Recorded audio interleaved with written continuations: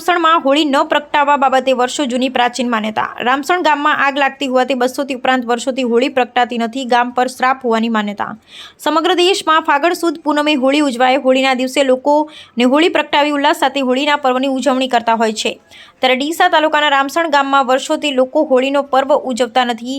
આજથી 209 વર્ષ પહેલા ગામમાં અનેક જગ્યાઓએ હોળી પ્રગટાવવામાં આવતી હતી, પરંતુ હોળી પ્રગટાવવામાં ગામમાં ભયંકર આગ લાગી। આગમાં અનેક ઘરો બળી રાખ થઈ ગયા। તે પછી ફરી 2 વાર હોળી મનાવવામાં આવી, ત્યારે ફરીથી ગામમાં મોટી આગ લાગી। આમ જ્યારે ગ્રામજનોએ આ ગામમાં હોળી પ્રગટાવવામાં આવી, ત્યારે ગામમાં ભીષણ આગ લાગવાની દુર્ઘટના સર્જાઈ। 3 વખત હોળિકા દહન કરવાથી ગામમાં ભયંકર આગ લાગી હોવાથી ગ્રામજનો છેલ્લા 209 વર્ષથી હોળી દહન કરતા નથી। અસત્ય પર સત્યનો વિજયના પ્રતીક સમાન હોળીના આ પર્વમાં હોળિકાનું દહન વિશેષ મહત્વ છે। રાજા હિરણ્યકશ્યપ પોતાની બહેન હોળિકાને અમરચુંદડી ઓઢાડી પ્રહલાદ સાથે આગમાં બેસાડી પ્રહલાદની હત્યા કરવાનો કારસો ઘડ્યો। આગમાં બેસતાની સાથે જ હોળિકાના અમરચુંદડી પ્રહલાદ પર આવી ગઈ। આમ પ્રહલાદ આગથી બચી ગયો અને તેની જગ્યાએ હોળિકાનું દહન થઈ ગયું। અસત્ય પર સત્યની જીત થતાં આ દિવસને હોળિકા દહનના પર્વ તરીકે ભારતભરમાં ઉજવવામાં આવે છે। જોકે રામસણ ગામમાં સુરક્ષાના કારણે લોકો હોળી પ્રગટાવતા જ નથી। ગ્રામજનો વડીલો આ નિર્ણયને બિરદાવે પણ છે।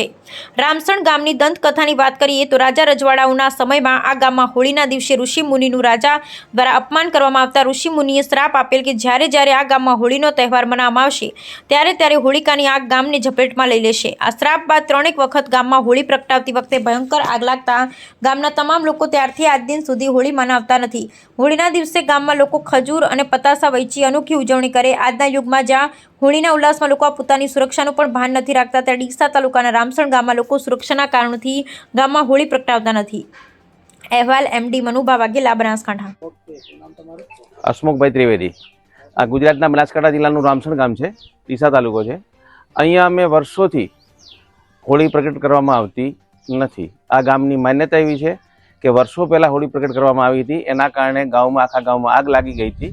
એ આગના કારણે એના પછી ક્યારે પણ હોળી પ્રગટ કરવામાં આવી નથી। હોળીના દિવસે અમે બધા ભેગા થઈએ છીએ અને હોળીનો આમને હોળી પ્રગટ કર્યા વગર જ ગામની અંદર કાર્યક્રમ કરીએ છીએ। હોળી વર્ષો પહેલાં એવું કહેવામાં આવે છે કે પૂર્વ ટાઈમની કોઈ એવો ઋષિનો શ્રાપ હતો કે હોળી પ્રગટશે તો ગામમાં આગ લાગશે।